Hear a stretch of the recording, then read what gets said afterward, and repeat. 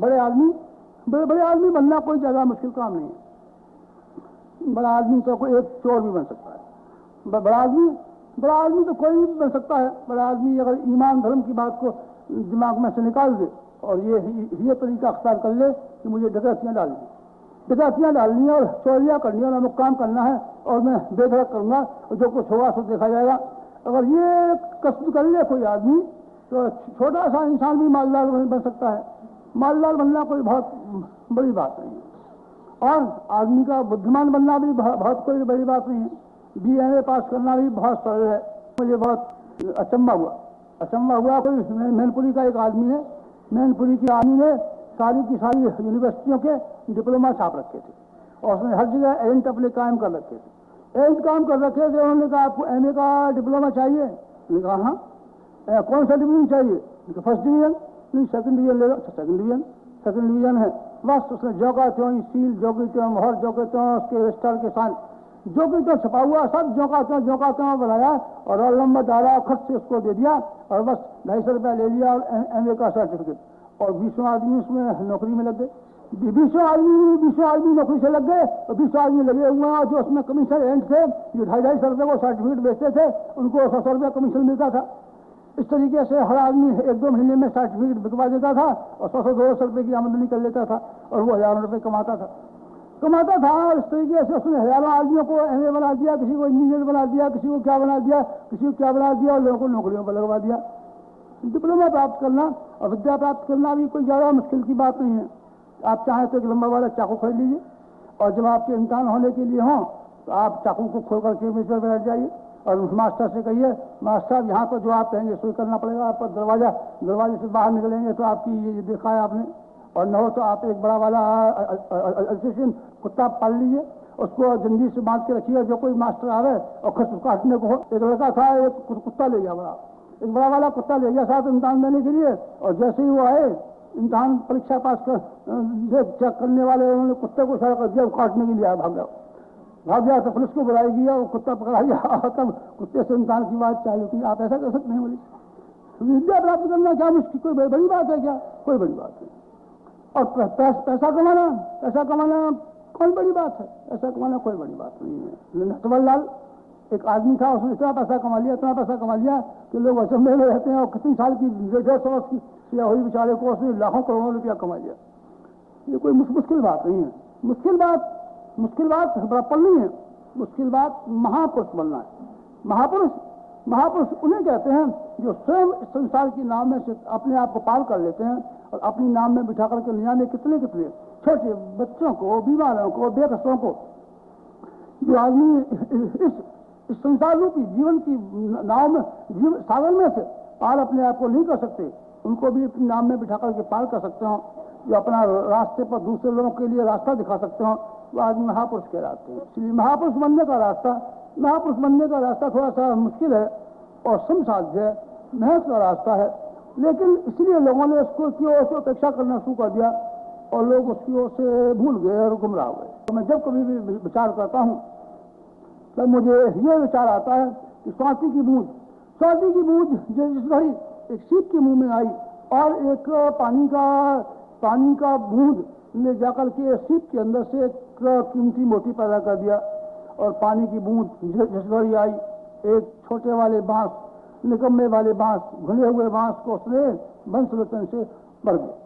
और एक स्वाति वाली बूंद जब बसने के लिए आई तब केला कपूर के रूप में परिणत हो गया।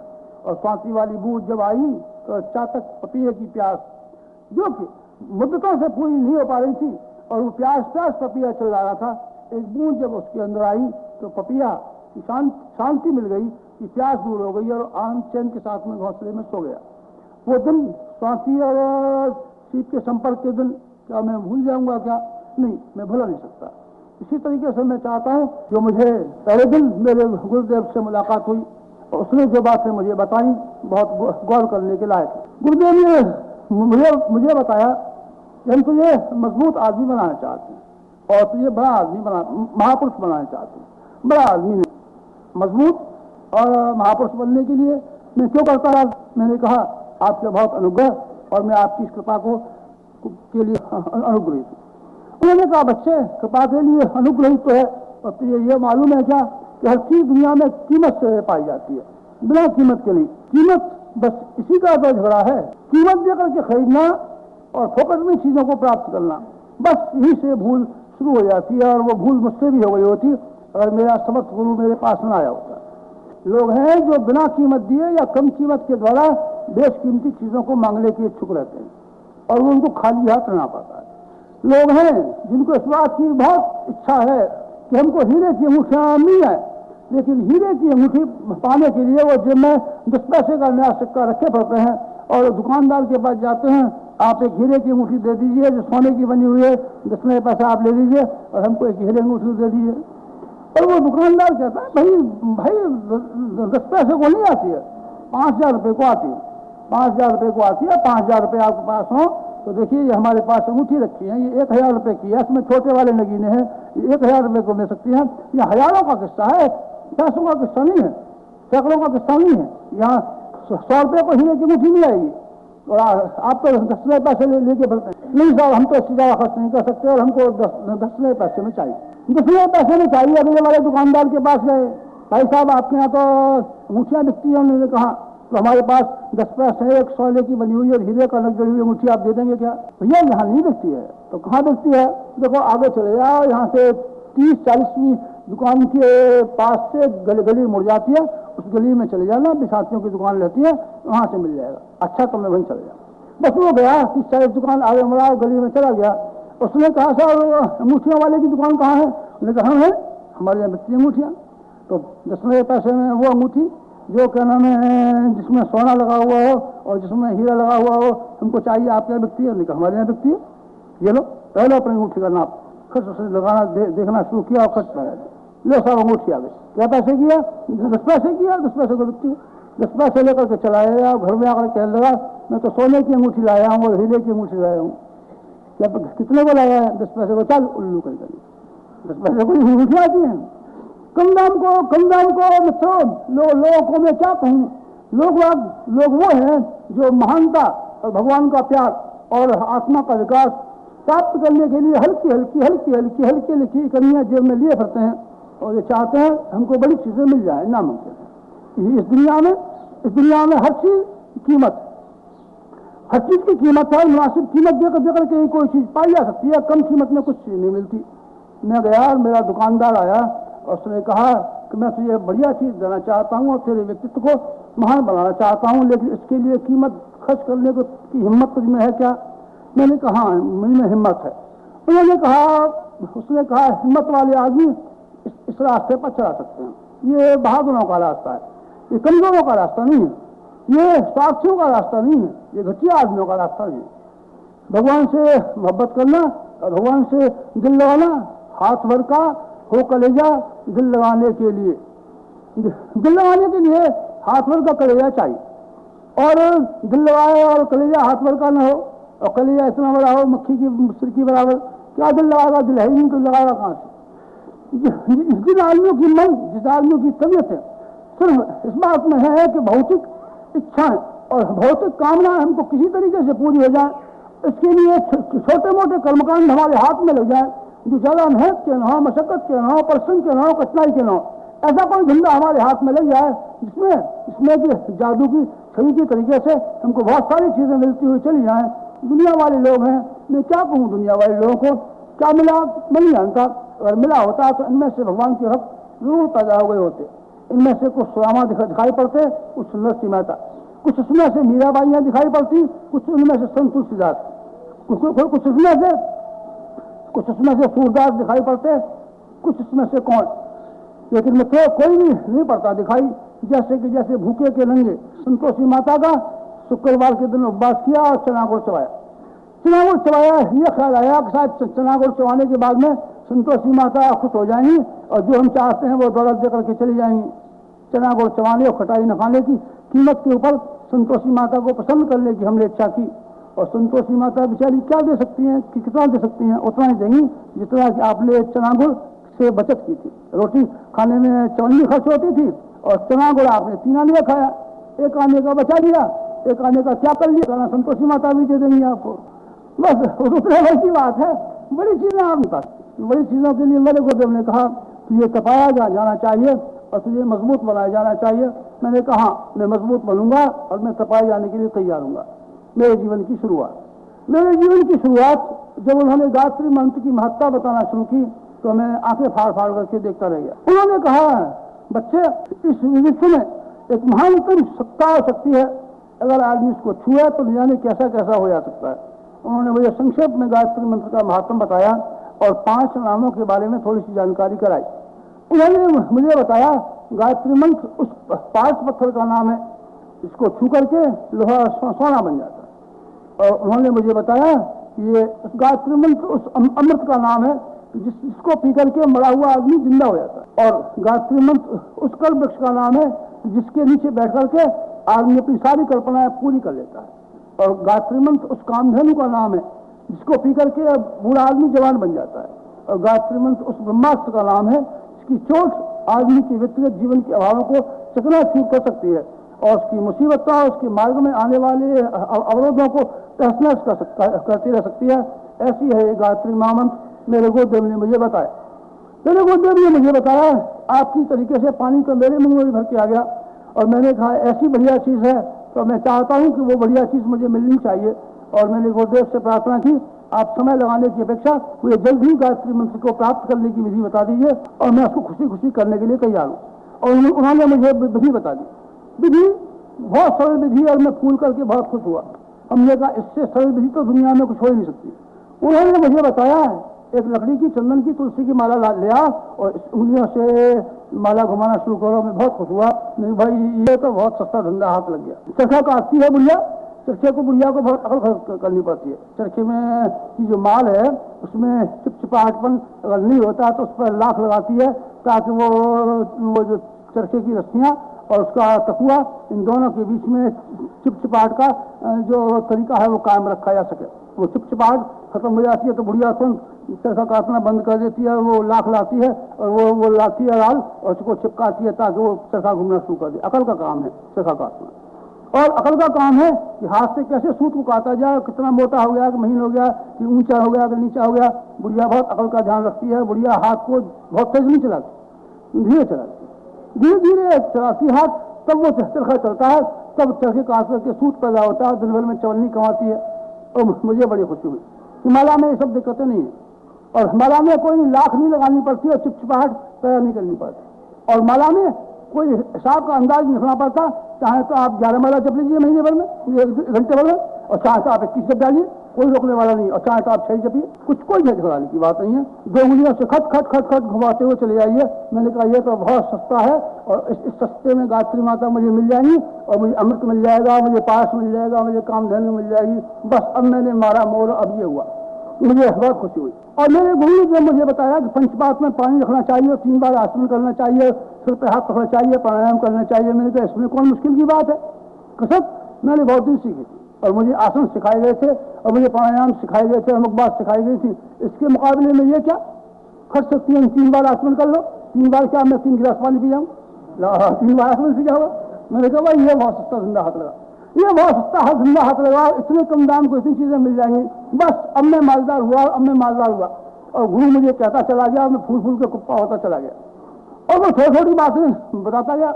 उसने कहा तुमको माला जपनी चाहिए, पालसी मार के बैठ जाना चाहिए, नहा के बैठ जाना चाहिए, और ऐसे करके बैठ जाना चाहिए, गायत्री माता का फोटो ले आना चाहिए, धूप बत्ती जलानी चाहिए। मैंने कहा बाबा ये भी कोई बात है, मैं ऐसे खर्च कर दूंगा, इसमें क्या लगता है। चलाने का एक बंडल आता है धूप बत्ती का और एक धूप बत्ती रोज जला दूंगा, एक धूप बत्ती जला दूंगा। 54 महीने का खर्च है, 54 तो खर्च से बच जाती है। 54 में क्या हुआ, खर्च धूप बत्ती जला दिया करूंगा, मेरा क्या बिगड़ता है। बस ये सब बातें सुगम सुगम सुगम सुगम मुझे मालूम पड़ी और ये मालूम पड़ा है कि गायत्री मंत्र की उपासना बहुत सुगम है और इसके द्वारा आप बहुत फायदा उठा सकता है। इतना कम दाम में इतना फायदा उठाया जा सकता है। मैंने लॉटरियां लिखी देखी हैं जिसमें कि ऊपर ये लिखा रहता है कि 5 लाख रुपया इनाम मिलेगा और 1 रुपया खर्च करें। और मैंने लॉटरियां लिखी देखी है जिसमें लिखा रहता है कि हरियाणा की लॉटरी में 3 लाख और यूपी की लॉटरी में 5 लाख और पंजाब की लॉटरी में इतने लाख और फलाने की लॉटरी में इतने लाख। इतने लाख लाख रुपए की छपे हुए बड़े बड़े रंगीन वाले वो तस्वीरें वो दिखती रहती हैं रसीदें और 1 रुपया दिया और 1 लाख रुपया 5 लाख रुपया मिलेगा। बस रुपया तो गया और ख्वाब ही आया बस अब आए 5 लाख, और अब आए 5 लाख, और 5 लाख में से लाख रुपए का मकान और लाख रुपए का व्यापार और लाख रुपए का सोना और लाख रुपए बैंक में और लाख रुपए बच्चों के नाम। बस सारी स्कीम बनना शुरू हो जाती हैं। बस मेरी भी ठीक उसी तरह की स्कीम बनना शुरू हो गई।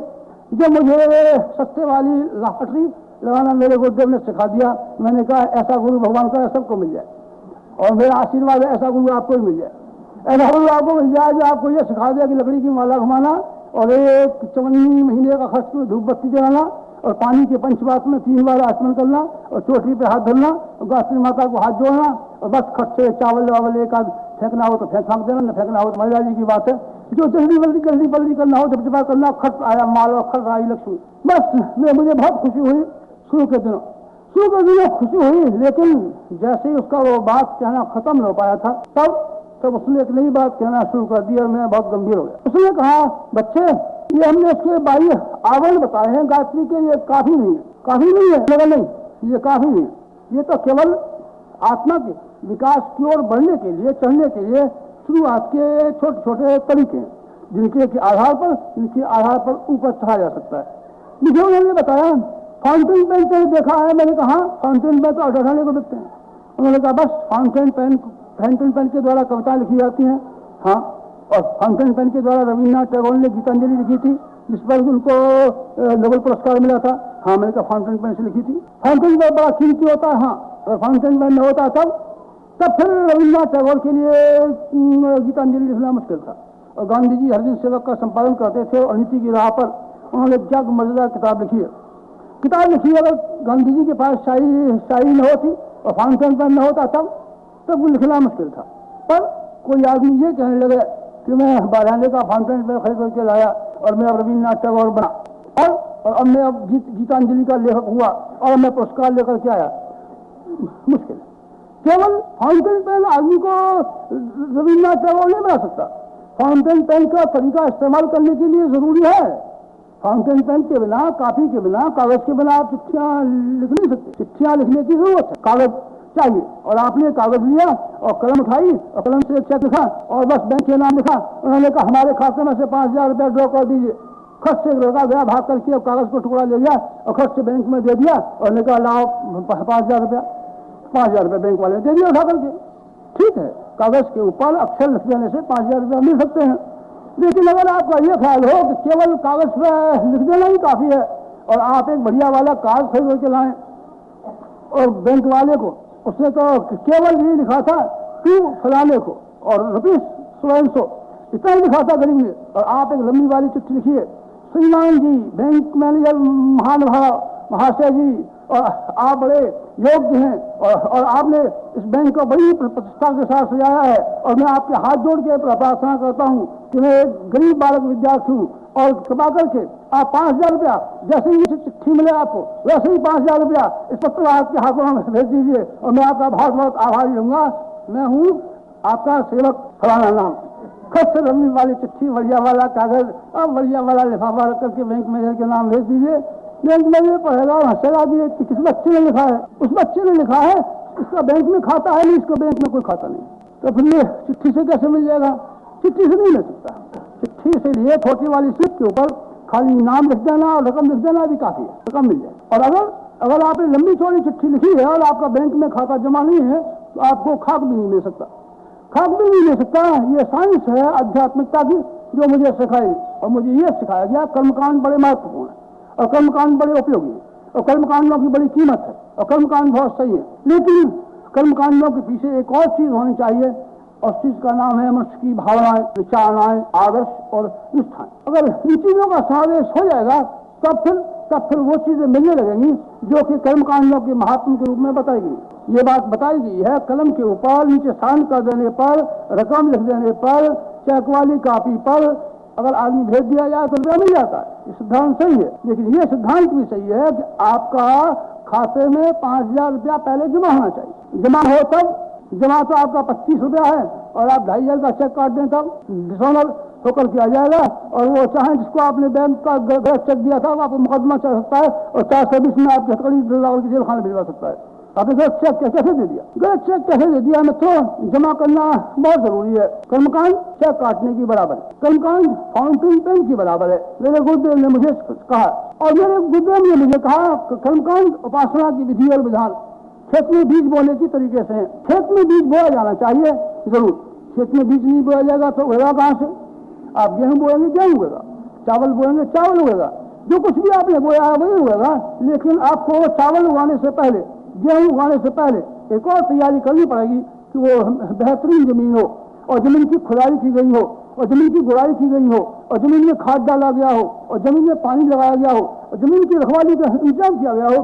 ये सारे का सारा प्रबंध किया जाएगा तो छोटा वाला बीज जरूर उगेगा और जरूर फल देगा। ये बातें जब मुझे सिखाई गई तो मित्रों में गंभीर हो गया और मुझे पसीना आ गया। मैंने कहा ये तो मैं तो ऐसा समझता था कि ये तो सबसे ज्यादा सुगम, सबसे ज्यादा कमजोर, सबसे ज्यादा कायल और सबसे ज्यादा कायरों का काम है। जो सबसे ज्यादा कायर हो, सबसे ज्यादा कमजोर हो, बस भगवान का नाम ले और सब फायदे उनसे उठा ले, सब फायदे उठा ले। लेकिन ये क्या कहा गया? ये तो मेरा सारा विचार ही पलट दिया और सारी मेरी निष्ठा ही उलटपलट हो गई। निष्ठा ही उलटपलट हो गई। बात उनकी सही थी, इसलिए समझ में तो आ गई, समझ में आ गई, और मेरा यकीन उनकी बात पर मजबूत होता हुआ चला गया। मुझे वो छोटी कहानी याद आई। याद आई कि जब एक छोटा सा था मच्छर, एक छोटा मच्छर था, एक मच्छर था और शहद की मक्खियों के पास गया और शहद की मक्खियों से कहने लगा, शहद की मक्खियों, हाँ कि मैं संगीताचार्य हूँ। अच्छा, मैं तुम्हारे बच्चों को संगीत सिखाऊंगा और मैं तुम्हारे बच्चों को दादरा सिखाऊंगा, ठुमरी सिखाऊंगा, कव्वाली सिखाऊंगा, गज़ल सिखाऊंगा और तुम्हारे बच्चों को शंभू कव्वाल बना दूंगा। कहने लगा मच्छर। मक्खियों ने, शहद की मक्खियों ने कहा, भाई क्या बात है, हमारे बच्चों को शंभू कव्वाल काहे के लिए बनाते हो? तुम लता मंगेशकर तुम्हारी लड़कियों को सबको बना दूंगा।